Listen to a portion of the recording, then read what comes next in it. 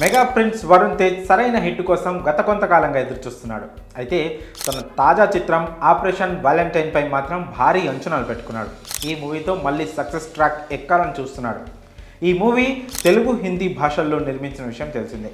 Surgical strikes నేపథ్యంలో యథార్థ సంఘటనల ఆధారంగా ఈ చిత్రాన్ని నిర్మించారు. మరి ఈ మూవీ ఎలా ఉంది? వరుణ్ తేజ్ అనుకున్నట్లు సక్సెస్ ట్రాక్ ఎక్కుతాడా? ఆపరేషన్ వాలంటైన్ చిత్రం ప్రేక్షకులను అలరించిందా?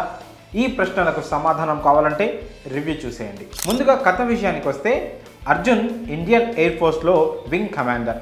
దేశ రక్షణ కోసం రెడీ అయ్యి వచ్చే ఎయిర్ క్రాఫ్ట్ని టెస్ట్ చేయడం అర్జున్ పని. 2021 ఫిబ్రవరి 14న డిఆర్డిఓ నుండి వచ్చిన ఒక కొత్త ఎయిర్ క్రాఫ్ట్ను టెస్ట్ చేసి బేస్ క్యాంప్కి రిటర్న్ అవుతుండగా అర్జున్ని పాకిస్తాన్ జెట్స్ టార్గెట్ చేస్తాయి. అయితే అది ఒక ట్రాప్. ఇండియన్ ఎయిర్ ఫోర్స్ ఆ జెట్పై దృష్టి పెట్టి ఉన్న సమయంలో కింద భూమిపై పుల్వామా దాడి జరుగుతుంది. ఇండియా 40 మందికి పైగా సైనికులను కోల్పోతుంది. అక్కడి నుంచి దానికి ప్రతీకారంగా ఇండియన్ ఎయిర్ ఫోర్స్ చేసిన పోరాటం ఏంటి? వింగ్ కమాండర్ అర్జున్ పడ్డ కష్టం ఏంటి? ఈ మొత్తం యుద్ధంలో అర్జున్ ఆశయమైన ఆపరేషన్ వజ్ర ఎలా సహాయపడుతుంది? అతని భార్య అయిన మరో కమాండర్ అహనా రోల్ ఏమిటి? ఇలాంటి అన్ని పాయింట్స్ కలిపి ఆపరేషన్ వాలంటైన్ మూవీ కథ. ఇక విశ్లేషణ విషయానికి వస్తే, పుల్వామా దాడి దేశ చరిత్రలో ఎవ్వరూ మర్చిపోలేరు. ఆ ఘటన తర్వాత భారత్ తీర్చుకున్న రివెంజ్ కూడా ఒక చరిత్ర. ఇలాంటి అంశాన్ని కథా వస్తువుగా తీసుకొని చాలానే సినిమాలు వచ్చాయి. ఈ జనరేషన్ కళ్ళ ముందు జరిగిన ఒక విధ్వంసం కాబట్టి ప్రేక్షకులు ఈ పాయింట్కి త్వరగా కనెక్ట్ అవుతారు కూడా. విక్కీ కౌశల్ ఉరి ఇందులో మాస్టర్ పీస్ మూవీ. అయితే ఆపరేషన్ వాలంటైన్ మూవీలో కూడా ఈ మ్యాజిక్ రిపీట్ అయిందా అంటే లేదనే చెప్పుకోవాలి. ఆపరేషన్ వాలంటైన్ మూవీని పూర్తిగా దేశభక్తి ప్రధానంగానే ప్రమోట్ చేశారు.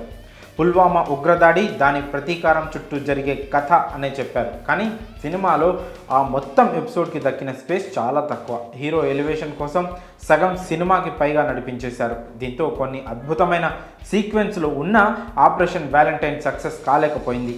ఆపరేషన్ వాలంటైన్ మూవీ మొదలైన అరగంట వరకు ఆపరేషన్ వజ్రాన్ని రీకాల్ చేసుకుంటూ ఫ్లాష్ బ్యాక్ సీన్స్ పడుతూ ఉంటాయి. దీంతో కథలో ఆ సీక్వెన్స్ ఎక్కువ ప్లే ఉంటుందని అంతా ఆశిస్తారు. కానీ అసలు ఆ సీక్వెన్స్ అంతా అండర్ ప్లేలో చూపిస్తూ హీరో బిల్డప్ షాట్స్గా ఉపయోగించుకున్నారు. ఇక చాలాసేపటికి పుల్వామా ఉగ్రదాడి జరగడం, దానికి ఇండియన్ ఎయిర్ ఫోర్స్ ప్రతీకారానికి సిద్ధం అవ్వడంతో ఫస్ట్ హాఫ్ కాస్త ఎంగేజింగ్గా అనిపిస్తూ ముగిస్తుంది.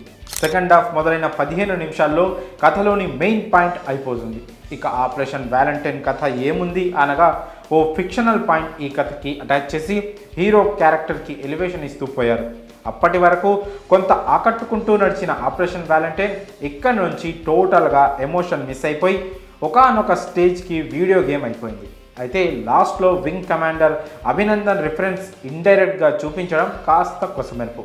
ఇంకా నటీనటులు మరియు టెక్నికల్ టీం పనితీరు గురించి మాట్లాడుకున్నట్లయితే, ఆపరేషన్ వాలంటైన్ కోసం వరుణ్ తేజ్ తన బెస్ట్ ఇచ్చేశాడు. హీరోయిన్ మానుష్ చిల్లర్ నటనలో అదరగొట్టింది. మిగతా నటులకు ఎవ్వరికీ అంతగా స్క్రీన్ స్పేస్ దొరకలేదు. టెక్నికల్గా మాత్రం ఆపరేషన్ వాలంటైన్ చాలా స్ట్రాంగ్ మూవీ. కెమెరా వర్క్తో పాటు సీజీ వర్క్ అద్దిరిపోయింది. కాకుంటే సెకండ్ హాఫ్ పై ఇంకాస్త దృష్టి పెట్టుంటే బాగుండేది.